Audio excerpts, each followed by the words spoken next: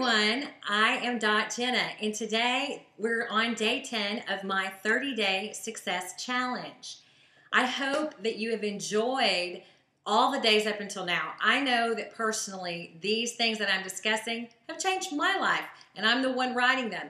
I am seriously putting these things into practice. I can't tell you the ways that I have improved my life over the past, well, it's been about a week and a half, but we've had 9 days so far. So here we are on day 10, and today we're going to talk about assessing yourself, doing a self-assessment, okay? What I want you to do is really get to know yourself, really get to know who you are. Now, there's some people that are overly self-involved, okay? And there's some people who are not involved enough, who don't think about themselves enough. You know, if you listen to the last video where I talked about having an internal locus of control versus an external locus of control, some people are so busy focusing outside that they abandon their own selves. I, for one, was one of those people. So this year, I have really taken it upon myself to get to know who I am and who I really am. And I noticed when I was going through this whole process that there's a lot of things that I tended to ignore. If it was something that was uncomfortable, if it was something I didn't want to deal with, if it was a problem, I tended to just kind of gloss right over it and think about anything and everything else except for that thing in my life. So what I've learned to do is really focus and face every aspect of myself, even my shadow parts, even those parts that aren't so great. I have learned to focus on those things, look at those things, and embrace those things, and then accept those things in my life. And in so doing, facing reality. Because you can't make any changes unless you face it. You can't change what you don't face, what you cannot face. So what this lesson is about today, it's about getting to know who you are. Now, we're going to do a self-assessment. That's what I want y'all to work on. Now, we could do just a generic self-assessment. I like this, I like that, you know, I do this and I do that. But I really want y'all to get down on this. I want you to get yourself a notebook. That's what, I mean, I've got several notebooks now. But get yourself a notebook, and I want you to really start examining who you are. Now, that doesn't just count, you know, I'm such and such years old, I've got friends, I've got family. No, I'm talking about who you are. What makes a person a person? You know what makes a person a person? Your feelings, your thoughts, your beliefs. Your feelings, your thoughts, and your beliefs and your actions are what make you who you are. Your actions show who you are, okay? So what I want you to start doing is really looking at who are you? What causes you to react? What causes you to feel? What makes you feel certain ways? What situations cause you to feel certain ways? And really begin to unravel and take yourself apart rather than just abandoning yourself and not even paying attention to things. And that's what I was doing for many, many years.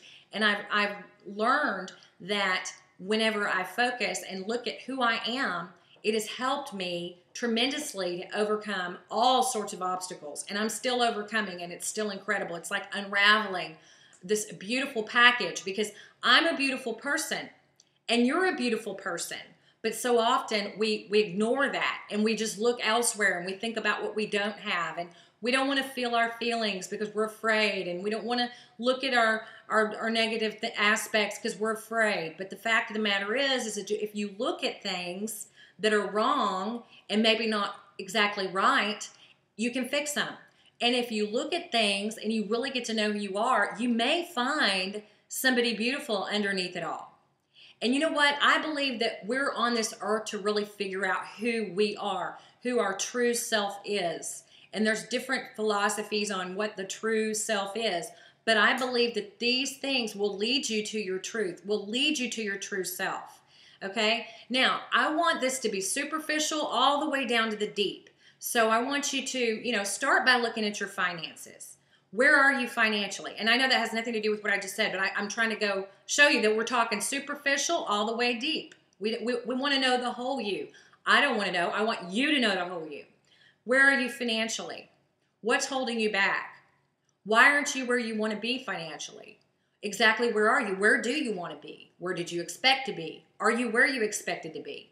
Is doing what you're doing going to get you where you want to go? What else could you do? Are you attached to money? Is your self-worth attached to money? Are you throwing your life away and ignoring yourself and ignoring your feelings and ignoring your needs because you're working so hard to keep up with the Joneses? You know, those little things. Begin to look at your financial situation. And that's what I did. And I had to come to terms with a lot of things that really needed to be set straight. Okay, here's another thing I did. Okay, I create these mind maps. I'm a freak. I'm a freak about these things. Okay, so this one is what makes me happy. Now, you can use a journal. You can use a mind map. I love these things because it really helps me to put things in perspective and to layer out who the heck am I? Now, the reason we need to know who we are is because that's what gives us our direction, because we have to know who we are and we have to know how we feel and we have to know what triggers us to feel what way, but so that we can get more good feeling in our lives. You know, like right around 6 p.m. every day, I kind of get blah, you know? And so what I need to do as an adult, as somebody who is in control and powerful, rather than just allowing that to occur every day, I've got to do something at 6 o'clock to make me happy, to bless myself, okay? But I never realized really, I didn't really pay attention to how I was feeling. I was so busy trying to get, do, and all of these things that I didn't take time to just figure out who am I? Why am I doing all this? Okay? And I think part of doing this, I think part of what will happen with you is it will increase your self-awareness. It will increase your self-esteem, and it will also show you places that potentially are pitfalls that are keeping you in bondage to failure or whatever it is that you have not been able to overcome. So really getting to know yourself. So anyway, I do these little mind maps, and this particular one, I mean, I can get these really complex, okay, because I'm really deep, okay? But anyway, this is like what makes me happy, okay? My friends make me happy, my sunshine. These are the things I want more of in my life. Right? So I need to start thinking about what I like. What do I want? What do I really want? Because the fact of the matter is that you are the creator of your own destiny. You are the creator of your own life. And as long as you ignore what makes you happy, then you're never going to get there. You're never going to be able to find that place. Have you ever heard of somebody who's like going 1,000 miles per hour in the wrong direction? Maybe they never stop to ask themselves, what makes me happy? Who am I? What makes me feel good? What does feeling good feel like? Okay, and that's another thing I do. I assess my feelings. I say, okay, how do I feel right now? And I'm really quiet and I'm mindful of my feelings. And I say, okay, I feel like crap.